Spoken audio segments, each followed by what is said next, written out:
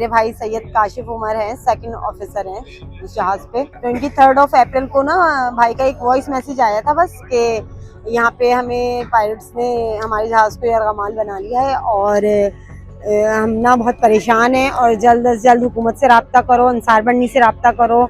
रब्ता पायलट्स ने खुद ही करवाया था, यही बताने के लिए कि ये बता दें फैमिली को कि हम लोग ठीक हैं और हुकूमत से अपील करें कि इनसे रब्ता करें पायलट से। हमारा बेटा है अमीन बिन शम्स, आखिरी बार रब्ता भी 2 दिन पहले हुआ था फ़ोन पे।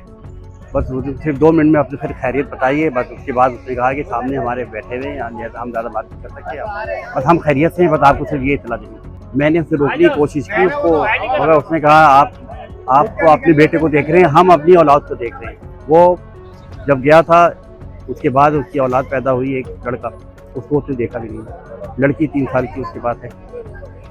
तो उसने कहा मैं अपने औलाद के मुस्तक़बिल के लिए जा रहा हूँ, यहाँ मुस्तक़बिल नहीं है, यहाँ कोई जॉब नहीं है, जॉब नहीं मिल रही, बहुत मजबूरी में वो गया है यहाँ। हम मेरे 2 बच्चे हैं, एक 9 साल का है और एक 11 साल का, और हमारे वो वाहिद कफील हैं।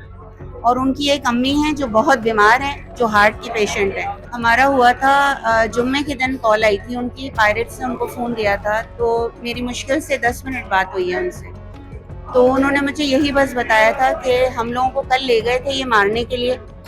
तो वो एक थ्रेट दे रहे थे गवर्नमेंट को कि वो किसी भी तरीके से जो है उनसे नेगोशिएशन की जाए।